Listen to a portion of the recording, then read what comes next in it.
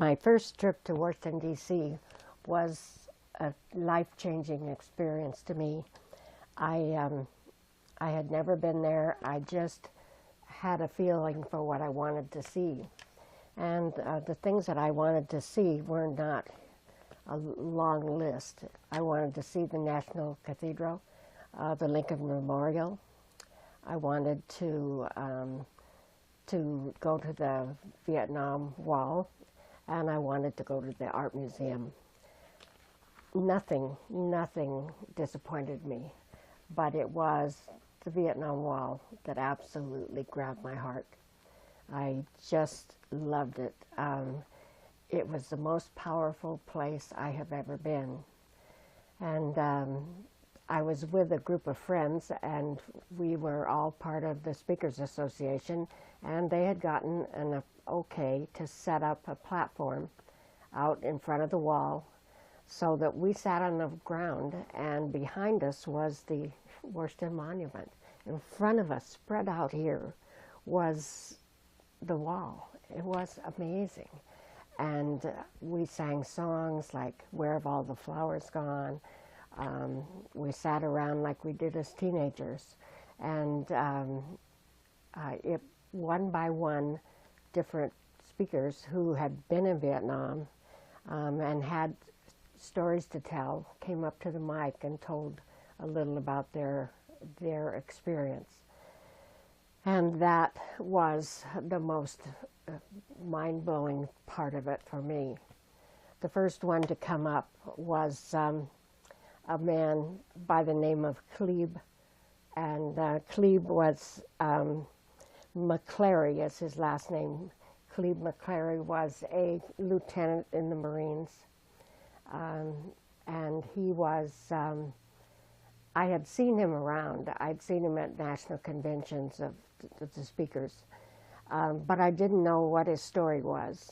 I had a feeling it was probably pretty powerful because he walked tall, straight.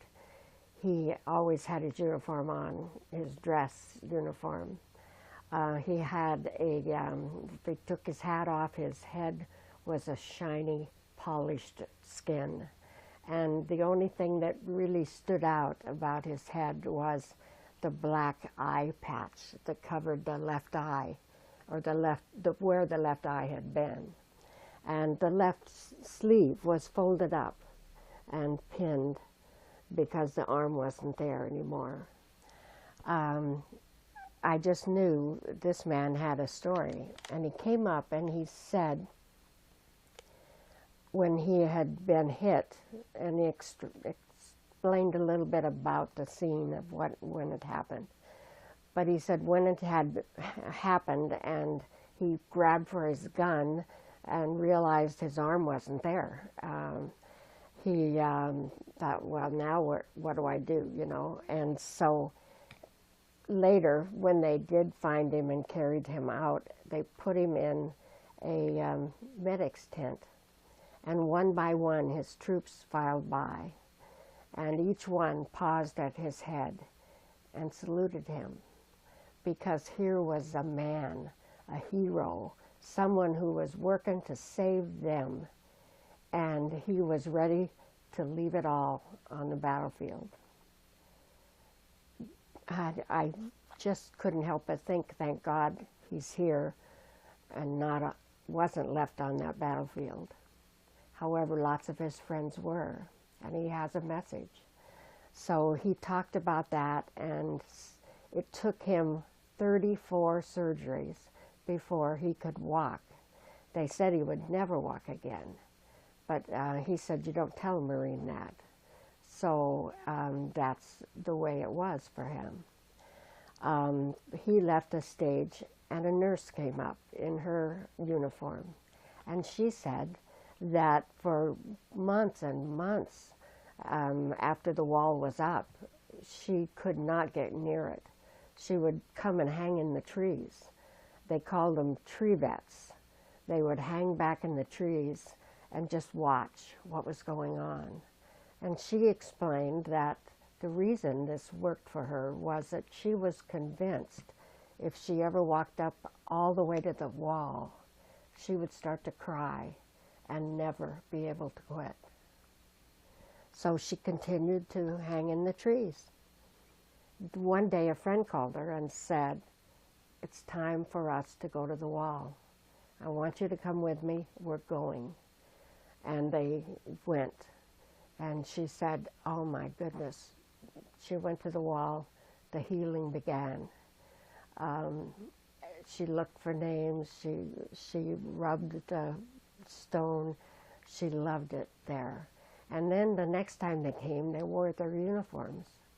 And families would come up to them and grab their arms and say, "Oh, I hope you're the one who helped my son get home." Or, "I'm so glad you were there for the last minutes with my brother," or whatever it might be. So she said now she makes it a habit to come there as often because it's healing for the families and it's healing for her. The place is amazing because you hear airplanes, you hear helicopters, because National Airport is just over here. You hear traffic. You hear the bugs that fly at night. You hear all kinds of noise. And because of this, it felt like you're back at the dinner table watching the news. And everything in the news is Vietnam, Vietnam. And here I was, a touch of it, just a piece of it. So I sat there with my friend who had also lost friends there. And we went and looked for the names, took the rubbing. And I considered this holy ground, hallowed ground. So I wrote the poem and I call it Hallowed Ground. As walkway descends, the wall seems to rise. Gently, with no warning, it climbs towards the skies. Before I know what's happening, it's far above my head. Rows and rows of precious names, revealing those now dead. Is this the way it happened? Escalating over time?